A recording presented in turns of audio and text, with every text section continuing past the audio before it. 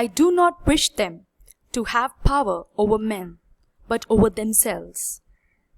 My own sex, I hope, will excuse me if I treat them like rational creatures instead of flattering their fascinating graces and viewing them as if they were in a state of perpetual childhood, unable to stand alone.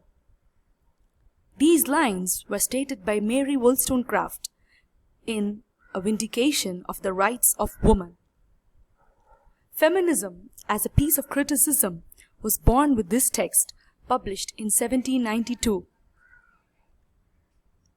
Feminism as a movement was born when women realized that they needed the right to vote. Suffragettes started coming forward with movements, revolts, and revolutions, and that was when the movement gained momentum. Other prominent texts of feminist criticism are Virginia Woolf's A Room of One's Own, Simone de Beauvoir's The Second Sex, John Stuart Mill's The Subjection of Women, and Engels' The Origin of the Family. The main ideas of feminist criticism is that it analyzes the depiction of women in a male-dominated literature. According to feminists, literature is a male-dominated field, and so the profession of writing is a masculine one.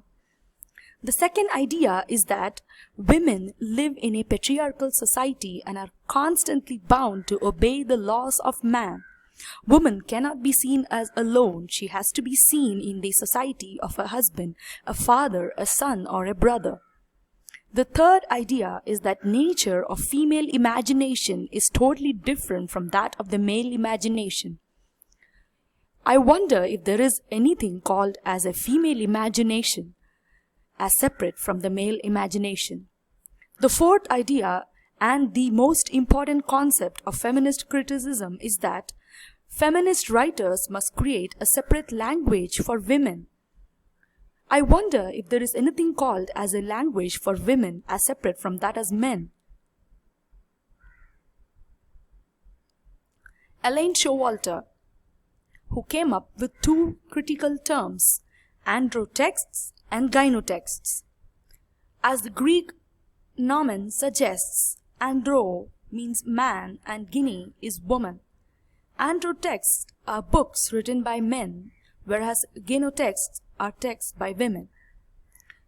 According to Showalter, both these texts must undergo gynocriticism before publication. What is gynocriticism? Once again, looking at the Greek nomen, gynocriticism is a criticism that analyzes female creativity, the female body, and female career.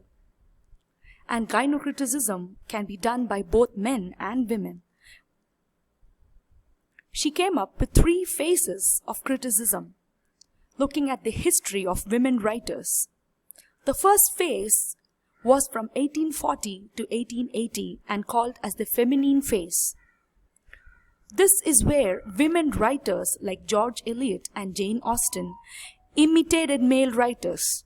They imitated the style, the plot, the narration, techniques, and the tropes used by male writers.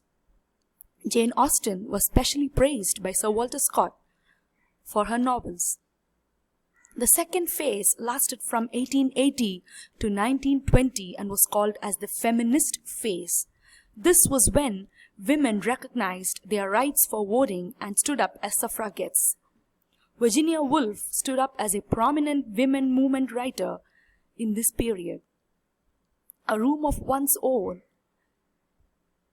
To the Lighthouse, Orlando, and many other novels by Virginia Woolf belong to the feminist phase. From 1920 till date, Showalter recognizes this period as the female phase, where writers explore female creativity and experience. Margaret Atwood. If you have read her novels, you can see that a woman who becomes one with nature, with the universe, is a true woman. Going to Anglo-American feminism, writers like Dame Hilary Mantel use the history of a country to reveal the experiences of historical women. Wolf Hall is a novel that goes back to the history of Anne Boleyn and how she was tortured during the time by a patriarchal society. Historical data and non-literary prose are now used to analyze the female experiences of the past. Sandra Gilbert and Susan Gubar's The Mad Woman in the Attic goes beyond feminism as it analyzes a woman's experiences, diseases cast by a woman on herself, and brings out the results of a patriarchal domination. Yet again, we have Cora Kaplan's Sea Changes, Culture and Feminism, published in 1986, which is another text on the experiences of women. The most important aspect of feminism is the language of female writers.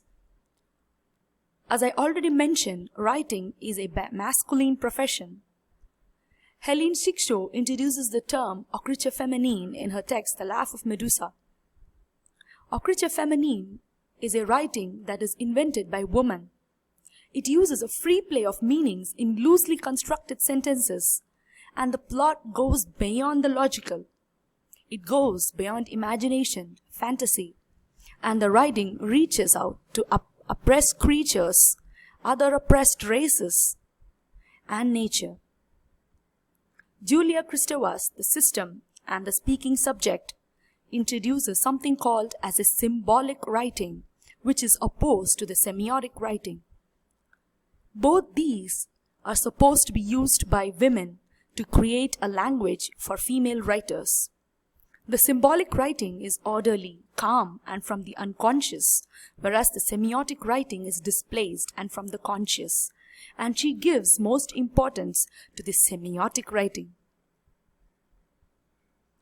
Kate Millet asserts that Sigmund Freud was the prime source of patriarchy in her sexual politics. Freud introduced male-dominated symbols in already a male-dominated world. Coming to male-dominated symbols, did you know that the lipstick is actually a phallus? Something to ponder about. Simone de Beauvoir says one is not born a woman, rather one becomes a woman. I wonder what that means. Maybe people are not born as women. And being a woman is not natural. Men have always been the symbols of power who have rejected women and projected them as goddesses, as delicate beings that have to be kept confined within the realms of the home, within their cages. And they have also projected women as demons in literature. If you are wondering what this refers to, just look at Paradise Lost. It's all the fault of Eve. Have you heard of Lilith? Feminists often refer to Lilith as the first woman who stood up for her rights. Lilith is often considered a demon today, but if you do some research on Google, you can see that she was the woman who refused to obey her husband, and that was why she became a demon in the first place. Thank you for watching this video on feminist criticism. The next video is on postcolonial criticism.